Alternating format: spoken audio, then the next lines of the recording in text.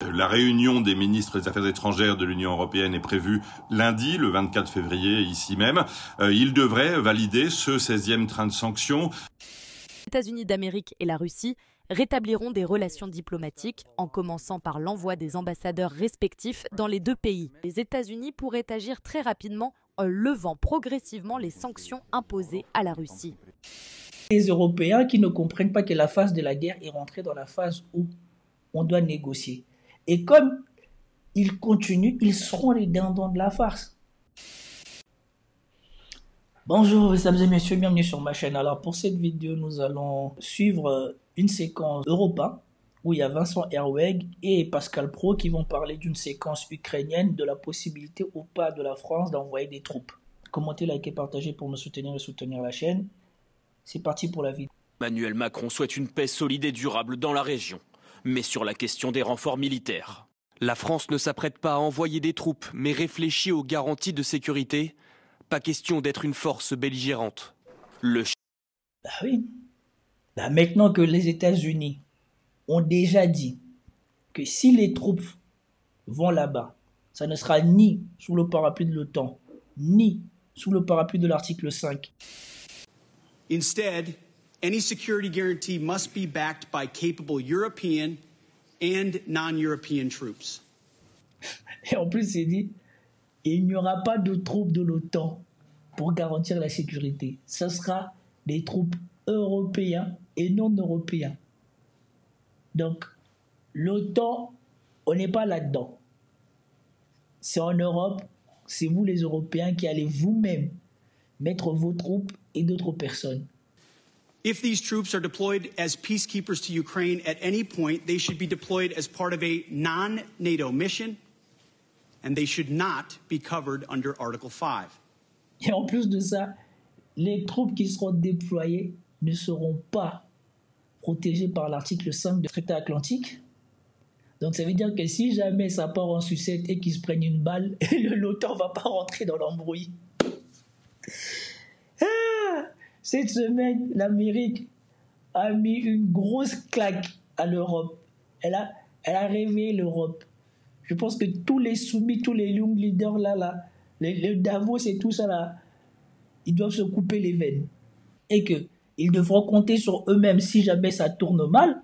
Et bien c'est sûr que là, on n'ouvre plus sa bouche comme on ouvrait avant en disant qu'on va venir et tout. Maintenant, ils sont plus d'accord. Parce que là, s'ils jouent les malins, ils vont mourir. Et les États-Unis feront rien. Et les autres Européens, s'ils prennent peur, ils feront rien non plus. Donc c'est lui qui va envoyer ses troupes au sol, prend le risque que ses troupes soient tuées et que les autres ne fassent rien. Et là maintenant c'est fini. On fanfaronne plus à l'idée qu'on va envoyer des troupes françaises ou quoi que ce soit. Non, on ne veut plus des troupes belligérantes. L'envoi de troupes au sol en Ukraine n'est plus une simple hypothèse. Angleterre, France, Pologne réfléchissent à une coalition expédiée sur le terrain du conflit. C'est ce que réclame Volodymyr Zelensky. L'armée française se prépare à ce scénario et se serait secrètement entraîné un déploiement en Ukraine dans le cadre d'un exercice baptisé Percée impliquant plus de 3000 soldats français. Nous allons vous expliquer ce qui est envisagé par les Européens. Et écoutons la suite. Le chef de l'État doit mener ce mercredi de nouvelles discussions. Parmi les pays qu'il pourrait rencontrer, la Norvège, le Canada, la Finlande ou encore la Belgique. Objectif d'Emmanuel Macron, avoir consulté les 27 pays de l'Union européenne d'ici la semaine prochaine. Bon. Et maintenant, il est en train de faire tout ça pourquoi? La France, on lui a déjà dit qu'elle n'avait même pas les moyens de garantir la sécurité des pays africains, des pays francophones africains. Alors, en quoi la France pourrait-elle donner des garanties de sécurité à la Russie? Les seules garanties de sécurité que la Russie demande, ce n'est pas celles que eux ils sont en mesure de donner. Parce que, l'un des problèmes récurrents, le plus important rencontré dans ces négociations, c'est le fait que la Russie n'a pas oublié toutes les feintes qu'on lui a mis. Elle n'a pas oublié Minsk II que les Américains ne veulent pas voir se reproduire, et elle n'a pas oublié que Zelensky a voté une loi qui empêchait de négocier avec la Russie, et que Zelensky était illégitime. Et troisièmement, elle n'a pas oublié la promesse faite à l'Ukraine d'intégrer l'OTAN en 2008. Ça ne sert à rien de parler d'autre chose si ces conditions-là ne sont même pas réunies. Et ce n'est pas les Européens qui peuvent réunir ces conditions-là.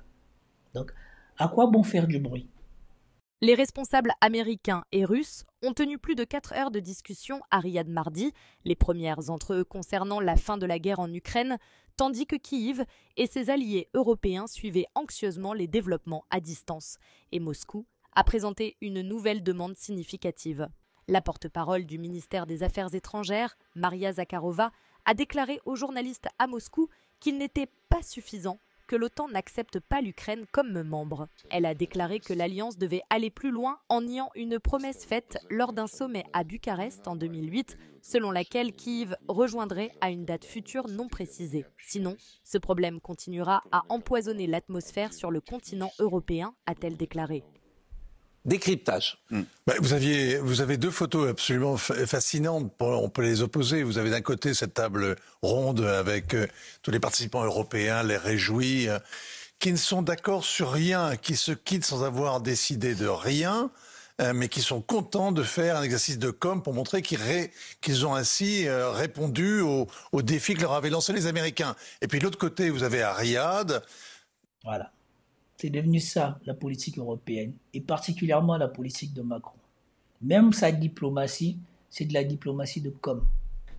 Elle ne sert à rien, elle n'est pas efficace et elle n'est plus appréciée par personne. 2 Russes parfaitement aguerris aux négociations, en face de 3 Américains qui sont les émissaires de Donald Trump, et eux organisent la suite, passent 4h30 en tête-à-tête dans cette espèce d'ambiance là en marbre et en acajou, on dirait un salon funéraire, s'accrochent à la table et discutent et vont jusqu'au bout et avancent vite. Il n'y a pas les Ukrainiens, il n'y a pas les Européens, mais ils font l'histoire. Et voilà, qu'ils le veuillent ou ne le veuillent pas, c'est ce qui est en train de se passer. Ils sont mis de côté.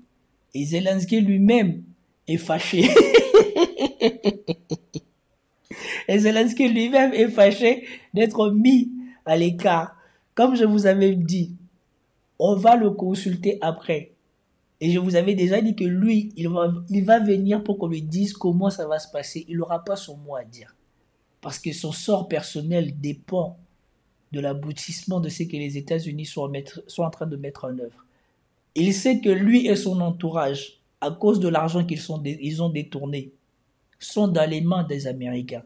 Si jamais ils compliquent la vie aux Américains, non seulement on va trouver les moyens de les désavouer en relâchant tous les scandales, toutes les choses qu'ils savent sur eux, ce qui fait qu'on va s'en prendre à eux. Enfin, les Ukrainiens vont s'en prendre à eux et à ces d'autres personnes qui signeront les accords et garderont leur argent.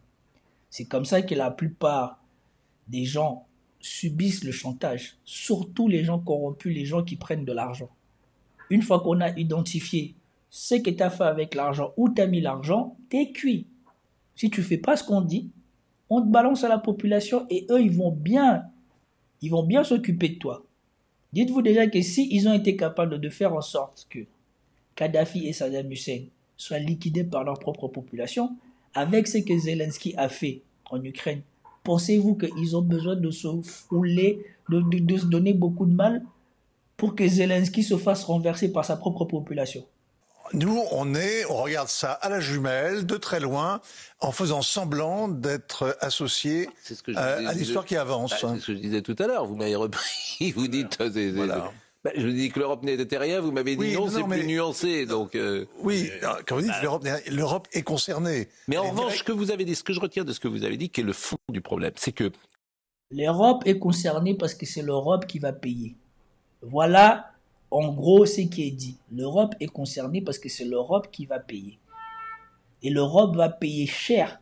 Parce que l'Europe a fait plus que les Américains dans les sanctions, a bafoué plus de lois que les Américains dans les sanctions. Je vous rappelle que si on ponctionne l'argent des intérêts russes, c'est l'argent qui est détenu du côté européen, pas du côté américain. Les Américains sont déjà en train d'envisager de commencer à lever les sanctions de leur côté. Tandis que du côté européen, c'est encore plus stupide. Ils veulent tellement exister. Voilà, la chose qu'ils ont annoncée et qui a fini de me faire rire. À Bruxelles, Pierre Benazet. Bonjour Pierre. Les Européens, donc, Bonjour, toujours pas d'accord sur cette question. En revanche, ils s'accordent pour rester sur leur droite ligne de soutien à l'Ukraine avec ce nouveau train de sanctions qui vient d'être annoncé ce matin contre la Russie. Effectivement, le ministre français des Affaires étrangères, Jean-Noël Barrot, qui l'a dit officiellement, on n'en avait pas parlé tant que ça jusqu'ici, il y aura un 16e train de sanctions. En tout cas, c'est dans les tuyaux. Jusqu'ici, la réunion des ministres des Affaires étrangères de l'Union européenne est prévue lundi, le 24 février, ici même. Ils devraient valider ce 16e train de sanctions parce que il n'y a rien qui semble s'y opposer. On le saura de manière beaucoup plus précise demain soir, après la réunion des 27 ambassadeurs représentants permanents ici. Pour l'instant, la Hongrie ne s'oppose pas à ce train de sanctions. C'est important de le préciser parce que la dernière fois, c'était en janvier, elle s'était opposée jusqu'à la dernière minute. Elle avait fait durer le suspense sur le renouvellement du 15e train de sanctions et donc de toutes les sanctions européennes. Mais comme Viktor Orban n'a pas eu le signal qu'il espérait de la Maison-Blanche, il a laissé tomber son opposition. Les Hongrois espéraient un signal clair de Donald Trump qui se serait attaqué directement aux sanctions américaines, cette fois contre la Russie. Donc les Européens vont pouvoir aller de l'avant des sanctions qui cette fois seraient consacrées à lutter contre ce qu'on appelle les bateaux fantômes. Enfin en tout cas, tout le circuit parallèle qui permet à la Russie de continuer malgré tout la revente de ses hydrocarbures à des prix intéressants et d'alimenter son budget de la défense. Bruno Darrou le disait à l'instant, qui reste essentiellement son budget d'État, qui reste essentiellement consacré à la défense. Donc les Européens continuent à faire en quelque sorte comme si de rien n'était. Ils continuent à soutenir l'Ukraine pour qu'elle soit la plus forte possible, pour qu'elle se renforce. Vous avez les illusions perdues des Français qui continuent, pendant que les uns pensent à arrêter cette mascarade, à arrêter cette guerre, à arrêter les frais, à passer à autre chose. Vous avez les Français qui font du cinéma et les Européens qui ne comprennent pas que la phase de la guerre est rentrée dans la phase où on doit négocier. Et comme ils continuent, ils seront les dindons de la farce. Parce que imaginez si les États-Unis lèvent les sanctions et reprennent leurs relations avec la Russie. Vous voyez les Européens sanctionner les États-Unis dans leur rapport avec la Russie? Les États-Unis d'Amérique et la Russie rétabliront des relations diplomatiques en commençant par l'envoi des ambassadeurs respectifs dans les deux pays. Cela fait partie d'un accord préliminaire conclu entre Washington et Moscou lors de discussions tenues en Arabie Saoudite où le sujet principal était de mettre fin à la guerre en Ukraine. Le secrétaire d'État n'a pas donné plus de détails sur les concessions, mais la déclaration a sous-entendu que les États-Unis pourraient agir très rapidement en levant progressivement les sanctions imposées à la Russie. En ce qui concerne les sanctions contre la Russie, des concessions doivent être faites par toutes les parties pour mettre fin à tout conflit. L'UE devra être à la table à un certain moment car elle a également des sanctions qui ont été imposées à la Russie, a déclaré Rubio. Pour contrer l'Amérique. Opposé à moi-même. Non, mais pour contrer l'Amérique. Pour contrer l'Amérique, il faut l'Europe forte, nous sommes d'accord, mais par sa construction même, elle est impossible de répondre. Ça, c'est juste. Et c'est assez simple. Est-ce que ces gens-là se rendent compte du ridicule dans lequel ils s'enferment? Pour contrer l'Amérique. Opposé à moi-même. Non, mais pour contrer l'Amérique. Pour contrer l'Amérique, il faut l'Europe forte, nous sommes d'accord, mais par sa construction même, elle est impossible de répondre. Ça, c'est juste. Et c'est assez simple aussi ce que je dis là. Mais assez juste. Non, mais c'est très simple. Contrer l'Amérique. Non, mais c'est ce que vous dites. Vous dites tous les gens. Contrer l'Amérique, c'est contrer la Russie quand même. Non, mais d'être plus utile. D'être une force dans tous les domaines, une force économique. Mais de contrer la Russie, comment? Depuis le début, vous vous appuyez sur les Américains pour faire tout ce que vous faites. Comme l'a dit Vincent Herweg hier, l'époque où l'Europe agissait en sachant que l'oncle Sam serait toujours là pour le protéger, c'est fini. Ce qui s'est passé la semaine dernière, semble-t-il, c'est que l'Amérique a lâché l'Europe. Que l'idée qu'on se faisait de l'Occident et que les États-Unis seraient toujours là à la rescousse, eh bien c'est terminé.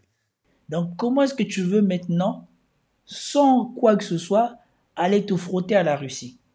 Et vous avez attendu tout à l'heure ce que je vous ai montré par rapport à la réunion de Macron. À la fin de ça, ils veulent faire une dérogation aux règles budgétaires.